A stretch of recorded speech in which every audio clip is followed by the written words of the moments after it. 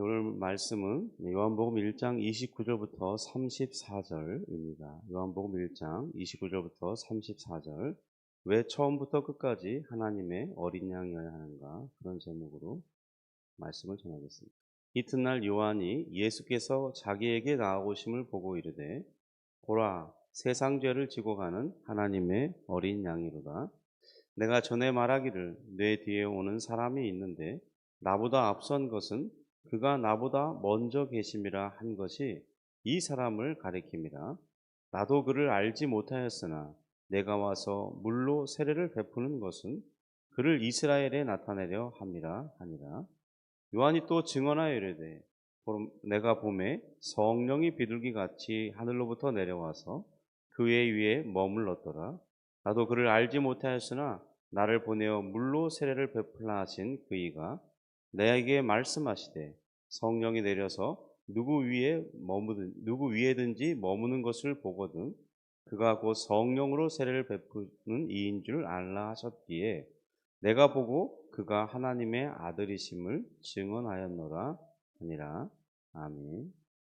우리는 우리의 인생을 살아가면서 무엇을 바라보며 살아갈 것인가에 대해서 요한복음 1장 세례 요한의 삶을 비춰보면서 우리가 지금 생각해 보고 있습니다.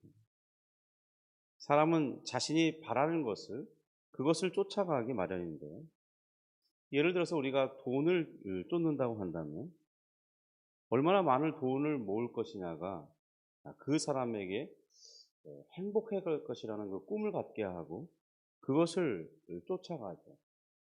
사실 대부분 우리 사람들이 다 거기에 속아 넘어갑니다.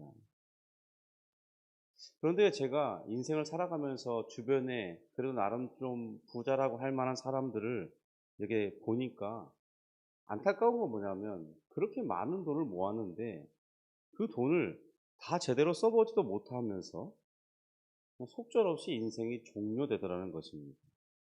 그런 분들을 점점 더 많이 보며 이게 저렇게 돈을 많이 쌓은들 쓰지도 못할 거 뭐하러 저렇게 모으려고 애쓰지? 그런 생각을 가지게 되면서 그 돈 자체가 내 인생에서 그렇게 중요한 것이 못 된다는 확신을 가지게 되었습니다. 물론 지금 돈이 필요 없다 그런 얘기 하는 게 아니죠.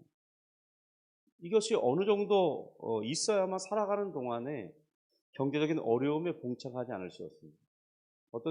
너무 없어도 고난에 시달리죠. 갈등을 해야 되고 늘 걱정해야 됩니다. 그런데 어느 정도 있으면 사실 그 이상은 우리에게 필요하지 않다는 거예요. 주님께서도 너희가 날아가는 참새보다 귀하지 않냐. 하나님께서 그 모든 것들을 다 채워주실 텐데 너희는 그런 것보다는 더 고차원적인 목적을 가지고 살아야 된다. 그것이 너희들을 위한 존재 가치다. 이런 식의 설명하신 적이 있습니다. 어쨌든 우리가 얼마나 필요하냐라고 물을 때 그 필요하다는 그 기준이 실제로 우리 삶에 필요한 것보다 너무 과하게 높다. 그래서 그것을 채우면 행복해질 것이라고 하는데 너무 많은 양을 내가 가져야 된다고 생각하고 있는 그 기준이 높다 보니까 채우지 못하고 결국 인생이 종료되고 또 그 많은 돈을 다 쓰지도 못한 채 제대로 써보지도 못한 채 그냥 인생이 종료되다는 거예요. 성공하는 것, 다른 사람들로부터 유능하다고 인정받는 것, 그 또한 어떻겠습니까? 그것도 한순간일 뿐이라는 겁니다. 성공하고 사람들에게 인정받아야 그것이 1년 혹은 3, 4년 갈 수 있을지 모릅니다. 아주 소수의 사람들 빼고는 대부분 다 그렇다는 거죠. 더군다나 요즘같이 급변하고 발전 속도가 엄청난 이 세상에서는 어떤 그 기간도 매우 긴 기간일 수 있다는 겁니다. 그러므로 과연 우리는 무엇을 바라보며 살아야 하는지 생각해 볼 수 있어야 한다는 거예요. 짐 엘리엇 선교사님은 영원한 것을 얻기 위해서 영원하지 않은 것을 버리는 자는 결코 어리석은 자가 아니라고 했습니다. 비록 우리가 위대한 가업, 남들이 부러워할 만한 어떤 능력이 있고 실력 있는 삶을 사는 것, 그렇게 살지 못할지라도 이 영원한 것을 추구하며 살아가는 삶이란 이 보람되고 가치 있는 것임을 우리가 생각해 야 하겠습니다. 우리가 우리 자신에게 향하여 있는 시선을 다른 곳으로 돌릴 필요가 있는 거예요. 특별히 요한처럼 그 시선을 예수 그리스도께 돌리고 그분께 고정할 수만 있다면 우리는 정말로 상상하지 못했던 놀라운 삶을 살아가게 될 것입니다. 그 시야가 자신에게만 머문다면 우리는 이렇게 말할 것입니다. 나는 왜 이럴까? 무엇을 해야 되지? 어떻게 해야 더 나은 사람이 될 수 있을까? 교회 안이라면 어떻게 교회 안에서라도 좀 열심히 해서 인정을 받아야 될 텐데, 그런 늘 잠재된 생각이 있다는 거죠. 그러나 이번 주간 우리가 요한복음에서 세례 요한과 그의 증거에 대한 말씀을 살펴보고 있는데요. 그는 사람들에게 주목받고 있는 사람이었습니다. 그런데 그 사람들은 이렇게 말하죠. 나를 바라보지 마라. 너희가 바라보아야 할 분이 있다. 그래서 예수님을 바라보라고 지금 말씀하고 있는 것입니다. 우리 29절인데요. 우리 같이 한번 읽어보겠습니다. 이튿날 요한이 예수께서 자기에게 나아오심을 보고 이르되 보라 세상 죄를 지고 가는 하나님의 어린 양이로다. 드디어 그토록 기다리고 또 사람들에게 소개하고 싶어 하던 그분이 자신 앞으로 나왔습니다. 그리고 이제 그분을 알게 되었죠. 어떻게 알게 되었는지는 이제 30절 이후부터 소개하고 있습니다. 요한은 사람들의 이목을 집중시키며 선포합니다. 보라! 이 말은 근데 그냥 자신들 앞을 지나가시는 예수님을 보라, 쳐다보라, 그런 말을 말하는 것이 아닙니다. 그가 어떤 분이신지 주목하여 보라 하는 것입니다. 예수님은 세상 죄를 지공하는 하나님의 어린 양이시기 때문입니다. 우리가 어린 양 그러면 그저 온순하고 유약한 상태의 어떤 좀 귀여운 그런 양을 생각할 수 있지만, 그러나 이 본문의 의미는 그런 외적인 그런 모습에 초점을 가지고 있는 게 아닙니다. 구약에서 출애굽하기 전에 마지막 재앙은 이 죽음의 신이 임할 때 애굽에 있는 모든 장자들, 또 그들이 기르고 있는 가축들의 모든 이 첫째 되는 것, 그것이 다 죽게 될 것임을 말씀했습니다. 그러나 그 재앙에서 면할 수 있는 유일한 방법이 있는데 바로 어린 양을 잡아서 그 피를 문설주에 바르는 것입니다. 이것은 어린 양의 피값이 장자에게 임할 죽음의 재앙을 피할 수 있게 해주는 그런 하나님의 조치였습니다. 이는 장차 시내산에서 주어질 이 제사제도에서 나타나듯이 죄인이 하나님 앞에 나아갈 때 이 속죄를 위한 희생제물을 필요로 하기 때문인 것에 대한 미리 보여주십니다. 왜냐하면 죄인은 거룩한 하나님 앞에 자기 죄를 해결하지 못하면 나아갈 수 없기 때문입니다. 바로 우리를 위한 희생제물로서 예수 그리스도의 역할이 무엇인지 지금 요한이 선포해주고 있는 것입니다. 성도 여러분, 구원이 바로 여기에 있습니다. 우리의 죄를 담당할 분이 바로 저분입니다. 하나님께서 보내주시겠다고 약속하신 그분이 지금 저기 있습니다. 여기 있습니다. 이렇게 선포해주고 있는 거예요. 세상 죄를 지고 간다는 것이 과연 무엇을 의미하는 것이겠습니까? 먼저 우리가 살펴볼 것은 죄입니다. 죄는 단순히 우리가 잘못하는 어떤 낱낱이 셈을 할 수 있을 만한 그런 것들만을 가리키는 것이 아닙니다. 죄는 하나님을 떠난 상태를 말합니다. 다시 하나님께 돌아갈 수 없는 상태를 말해요. 이것은 이 영생을 갈망하는 존재로 만들어진 우리로서는 절망적인 상태인 것입니다. 또한 하나님을 떠날 때 우리는 어떤 시도를 했냐면 스스로 왕일 수 없음에도 불구하고 내 자신에게 왕이 되려는 시도, 또 다른 사람과 나 사이에 내가 더 높은 존재이기를 원하는 그런 시도를 하며 살아야 된다는 것을 뜻합니다. 내 인생의 주인이 되려는 그 어리석은 시도를 일생 동안 하다가 결국에는 누군가에게 또 그 왕위 자리를 찬탈당하는, 내가 주인이 되려는 그 자리를 침노당하면서 인생이 망하게 되는 것입니다. 마지막에는 사망이 다 우리 위에 군림하게 되죠. 이 말은 하나님께서 하신 말씀보다 자신의 생각이 더 옳다고 주장하는 것을 의미합니다. 죄라는 것이 바로 그런 거라는 거예요. 하나님께서 이것이 옳은 길이라고 말을 해주어도 내가 원하는 것이 더 중요하다고 말하고 행동하는 것과 같다는 것입니다. 이것이 바로 죄이고 죄인의 상태인 거죠. 죄에 지배받고 있는 이 모습인 것입니다. 죄는 우리의 경험에서도 알듯이 결코 우리의 힘으로는 이길 수 없는 것이에요. 여러분, 죄는 너무나 교묘합니다. 죄는 너무나 우리와 밀착되어 있어요. 죄는 우리 안에서 발생하는 것이기도 하고 외부에서 주어지기도 하는 것이죠. 여러분, 그래서 죄를 벗어날 존재가 없습니다. 이 세상에 살아간다면 누구든지 죄에게 질 수밖에 없어요. 선을 행해도, 종교 생활에 열심을 가진다 하여도 그것으로 해결되는 게 아닙니다. 그래서 세상이 말하는 구원의 기준과 기독교의 기준이 다른 거예요. 죄는 그 값을 치르기에 합당한 어떤 이가 대신 감당해 주어야만 해결되는 것입니다. 그 해결에 대한 유일한 존재는 사람이시면서 하나님이신 그리스도만이 가능합니다.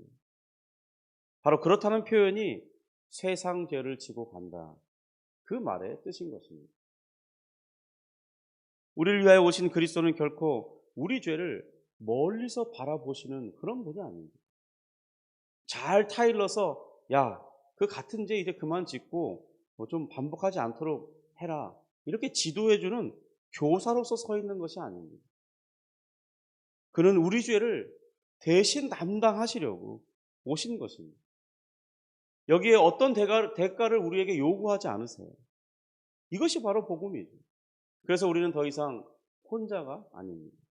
무엇을 한다고 하나님께 잘 보이게 되는 것도 아니고 인정을 더 받는 것도 아닙니다.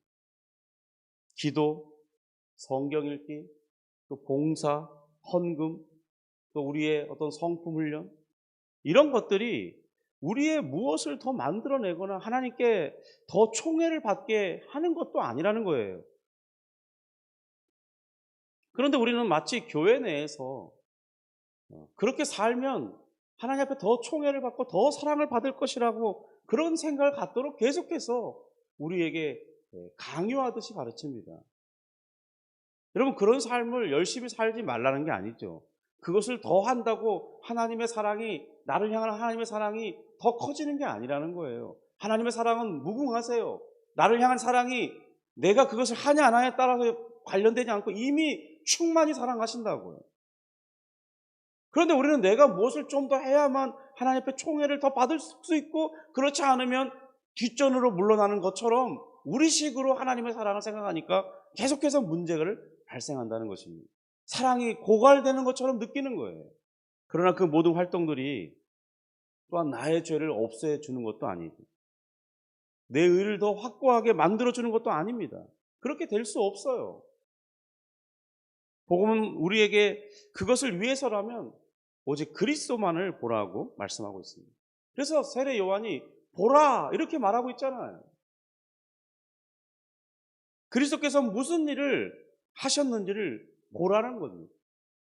지금까지 얼마나 많이 드렸든지 그것은 생각하지 말고 하나님께서 그리스도 안에서 무엇을 우리에게 주셨는지를 생각하라는 것입니다. 깊이 살펴보라는 거죠.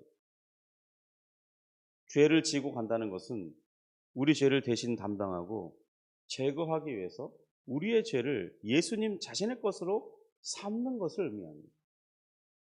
그리고 그것을 십자가의 죽음으로써 해결하시는 것을 말해요. 개혁파 신학자들은 이것을 이중전가라고 말합니다.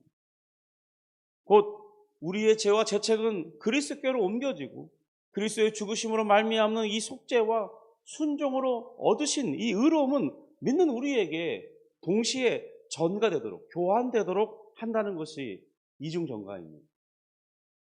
믿을 때 이것이 동시에 일어난다는 거예요. 믿을 때 나의 죄와 죄책은 그리스도께로, 그리스도의 모든 은총과 혜택은 내게로 온다는 거죠. 여기에 우리가 기여한 것이 아무것도 없다는 것입니다. 속죄를 이루고 의로움을 획득하는 데 있어서 우리가 관여하거나 우리가 무엇을 이룬 것이 없다는 거죠. 단지 주님을 바라보며 믿었기 때문에 주어졌다는 것입니다. 그래서 우리가 이것을 복음이라고 말하는 것이죠. 그래서 성도가 가지는 이 구원의 확신이란 우리 자신에게서부터 비롯되는 게 아닙니다. 우리는 처음에는 모든 것을 다 은혜로 생각하고 받아들여요. 우리 처음에 다 감격하지 않았습니까? 너무나 좋아했어요. 예수 그리스도를 알게 되고 그 기쁨 속에서 살았죠. 그러다 시간이 지나면 이제 우리가 착각의 길로 들어서게 됩니다. 은혜로 받은 구원을 은혜로 받았다고 생각하는 그 생각이 이제 일정한 시간이 지나면 자신이 이 율법에 맞게 잘 살지 못한다는 것을 깨닫게 됩니다. 여러분, 은혜 받은 사람이 죄에 대한 인식과 자각이 더 뚜렷해요. 그러니까 살아가다 보면 이제 내가 죄를 짓는구나, 하나님의 법의 뜻에 이르지 못하는 것을 깨닫게 됩니다. 은혜 받은 자로서 마땅히 주님의 뜻을 따르지 않기도 하고 못하기도 하는 것을 알아요. 어떤 때는 매우 의도적으로 죄를 범하기도 합니다. 그러면 자신이 정말로 구원받을 사람이 맞는지 의심하게 되는 거예요. 회의감을 갖게 됩니다. 또는 그 반대로 이제 조금 열심을 내거나 신앙생활에 대한 다양한 성과들을 보이면 자신이 꽤 괜찮은 신자가 되었다고 느낀다는 겁니다. 이제 10년, 20년 넘게 신앙생활하는 사람들을 보니까 별 볼 일이 없어요. 야, 저러고도 신자냐? 그렇게 말할 만큼 참 별 특별한 게 없는 것처럼 보입니다. 그런데 자신이 이제 1년, 2년이 지나가고 있는 거예요.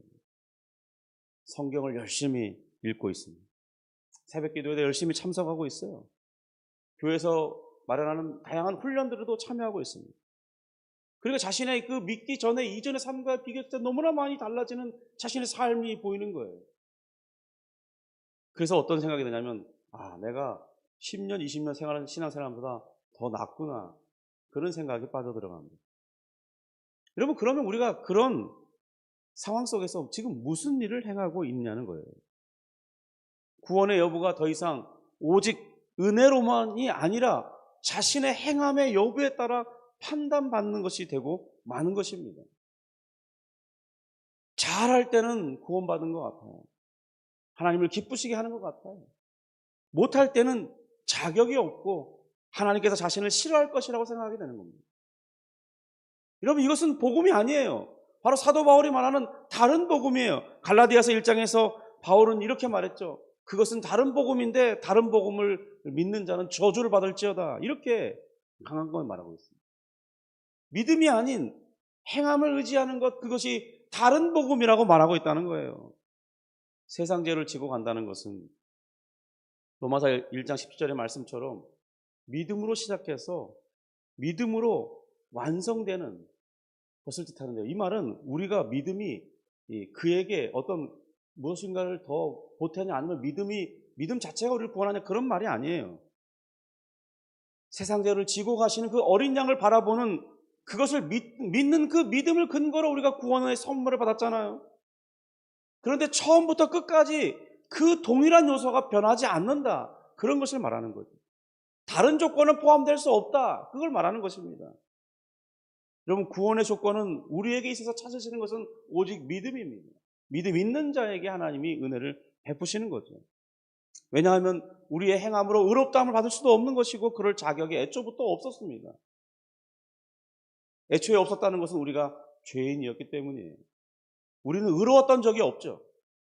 여러분, 그래서 율법의 요구를 성취할 수도 없지만 애초에 자격 미달이었어요. 사람들은요, 이 하나님의 말씀, 곧 율법, 어쨌든 사랑의 마음으로 혹은 잘못된 마음으로 어떤 근거를 통해서 또 상관없어요. 어쨌든 그것을 성취할 수 없다는 사실을 알게 될 때 사람들은 절망합니다. 내가 하나님의 뜻을 이룰 수 없구나. 그런 것을 알게 되면 마음에 큰 절망감이 옵니다. 그럼 그것이 필요 없는 게 아닙니다.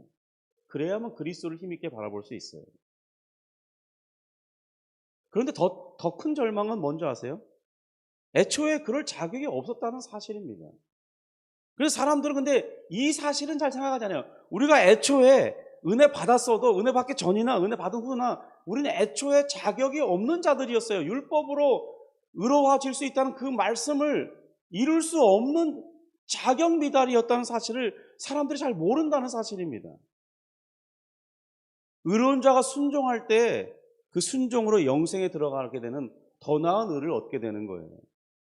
여러분, 죄인은 아예 율법에 순종을 한다고 해봐야 그 더 나은 의를 얻을 수가 없어요. 물론 순종 자체도 불가능하지만요.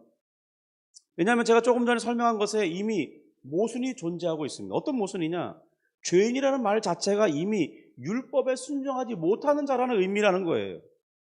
하나님을 떠난 자들이니까요. 하나님의 말씀을 떠난 자들이니까. 아니, 그런 애초에 자격이 없는 사람이 은혜 받았다고 그런 자격이 회복되는 것입니까? 우리는 이런 이해에 이르지 못했어요. 대부분 사람들이 여기까지 생각을 못해요. 자신이 순종하지 못하기 때문에 그래서 괴로워하고 힘들어하고 구원을 받았나 못 받았나 그렇게 생각을 하지만 애초에 우리가 이런 자격조차 없었다는, 우리가 완전히 순종해봐야 우리가 일생 동안 한 번도 말씀에 순종 이렇게 말씀을 어긴 적이 없다고 해도 우리가 더 나은 의, 영생에 이를 수 있는 더 나은 의를 얻을 수 없다는 사실을 모른다는 겁니다. 왜냐하면 우리는 이미 아담의 후손으로서 다 죄인이에요. 불가능해요. 불가능할 뿐만 아니라 자격이 없다는 사실을 모른다는 거죠. 그런데 우리는 착각을 하는 거죠. 그래서 신앙생활을 하고 나는 일정 시간이 지나고 나면요, 우리의 행함의 유무에 따라서 얼마나 잘하고 있느냐 못하느냐에 따라서 우리의 구원을 저울질하고 있다는 것입니다. 잘할 때는 뿌듯해하고 못할 때는 주눅들어합니다. 그러니까 복음을 완전히 잘못 이해하고 있는 것입니다. 여러분, 그리고 그 행함의 기준, 자기 자신의 이 종교 행위에 만족스러워하고 불만족스러워하는 그것도 우리가 율법의 기준에 따라 그렇게 하는 것이 아니라 자기 기준이라는 점이라는 것도 깨닫지 못한다는 거예요. 자신이 옳다는 바로 자신을 판단하고 있다는 것입니다. 여러분, 그런데 그 옳다고 판단하는 그 기준이 자기 기준이라는 거예요. 하나님의 말씀이 아니에요. 일부는 하나님의 말씀일 수 있어요. 그런데 우리가 다 우리의 것으로 바꿔놓는다는 거예요. 삐뚤어 놓는다는 거예요. 완벽하게 하나님의 말씀의 기준을 대로 우리 자신을 저울질하고 판단하고 그러는 것이 못 된다고요. 우리는 그렇게 이룰 수가 없어요. 그런데도 자신이 판단하고 있는 그 자기 기준이 옳다고 하는 그 어리석음에 빠져 있는 것조차도 인지하지 못하고 우리는 옳으냐 그르냐를 판단하고 있다는 것입니다. 여러분, 이것이 얼마나 어리석은 모습입니까? 모두 다 자신의 기준을 따라서 저울질하고 판단하고 있다는 거죠. 그래서 그것이 잘못된 판단인 것입니다. 하나님의 말씀에 정확한 일치되는 그런 기준이 사람들에게는 없어요. 그런데도 여전히 우리는 우리 자신이 옳다고 생각하는 그런 어리석음 속에 빠져서 헤어나오지를 못하는 거예요. 이것은 신앙생활을 해도 마찬가지입니다. 여러분, 그래서 세례 요한이 이렇게 말하는 것입니다. 보라, 세상 죄를 지고 가는 하나님의 어린 양. 여러분, 우리의 그런 모든 문제를 해결하시는 유일한 존재, 그분이 지금 우리 앞을 지나가고 계시다. 보라, 그분을 보라는 거예요. 그분께 가라는 거죠. 우리의 이런 모든 것들을 다 내려놓고, 시작했을 때 은혜로 시작했다면 그 과정도 은혜로만, 그 끝도 은혜로만, 우리가 믿음으로 시작했다면 과정도 오직 믿음으로만, 그리고 끝도 믿음으로만, 내게 자격은 절대로 없다는 사실을 믿고 오직 그리스도께만 나의 구원이 있다는 사실, 그리고 그 사랑의 확증이 그 이미 창조 전부터 있었고 내가 믿는 그 순간에 내가 알게 되었고 그 과정에 더 알아가는 과정 속에 더 깊은 신뢰를 얻고 이제 종착점에 이르렀을 때 드디어 내가 믿었던 그것이 참된 것이구나를 확인하면서 우리가 죽었을 때 눈을 뜨면 주님 품에 있겠죠. 아, 내가 이 땅에서 잘 알지 못했지만은 내가 믿고 바라던 그 소망이 정말 참된 것이구나. 그 큰 안도감과 이제 더 이상 내가 고민할 필요가 없고 나를 더 이상 의지할 필요가 없구나. 죄와 상관없는 삶을 살 수 있게 되겠구나. 그 벅찬 감격을 확인하는 그 순간. 여러분, 그래서 성도에게 죽음은 고통과 슬픔이 아니라 환희와 기쁨의 순간인 것입니다. 죄를 종료하고 드디어 주님을 얼굴로 보는 세상에 들어가기 때문입니다. 그리고 이제 우리는 주님의 부활을, 그 부활이 나의 부활이 될 것을 온전히 기대하며 살아가는 그 안식을 누리게 되는 것이기 때문입니다. 성도 여러분, 오늘 세례 요한이 우리에게 말한 대로 세상 죄를 지고 가는 하나님의 어린 양이신 그리스도 앞에 우리가 모든 것을 내려놓고 오직 그분만을 바라보고 살아갈 수 있기를 주님의 이름으로 축복합니다. 내일 이어서 이 본문 3절 이후부터 강론하도록 하겠습니다. 기도하겠습니다. 하나님 아버지, 감사합니다. 주님, 우리는 얼마나 어리석은지, 우리 자신이 신앙생활을 하다 보면 우리가 무엇이나 좀 됐냐, 혹은 무엇을 할 수 있었던 사람인 것이냐 착각을 하고, 잘하면 자기가 잘난 줄 알고, 못하면 주눅 들고 맨 끝자리에 있어야 할 존재로 스스로 생각하고 판단하는 그런 어리석음에 빠질 때가 너무나 많습니다. 주님, 진리를 우리가 바르게 알고 우리 자신에게 무엇이 처음부터 없었으므로 우리 과정에서도 없고 끝도 없는 것을 생각하고 오직 예수 그리스도만이 우리의 구원의 길이죠. 우리를 향한 사랑의 확실한 증거요, 보증이에요. 주의 성령을 통해서 이것이 인침받은 것을 생각하면서 주님, 믿음으로 기뻐하고 믿음 안에서 자유하고, 그래서 하나님, 오늘 우리가 살아가는 모든 것들이 하나님의 은혜 속에 살아가는 것을 생각할 때에 하나님, 우리가 풍성한 삶이 무엇인지 알게 하여 주옵소서. 주님, 오늘 이 아침에 기도할 때 은혜를 베풀어 주옵소서. 주여, 우리가 아는 사람들 중에 정말 큰 위기를 당해서 기도를 요청하는 이들이 있습니다. 주님, 그 간절한 소원을 주님께서 응답하여 주시고, 그러나 주의 뜻대로 이끌어 주시되 우리가 또한 믿음으로 그 인도하심을 받아들일 수 있는 그런 사람들이 되도록 역사해 주옵소서. 오늘 이 아침에 기도할 때 주께서 함께 하시고 충만케 하여 주옵소서. 예수님의 이름으로 기도합니다. 아멘.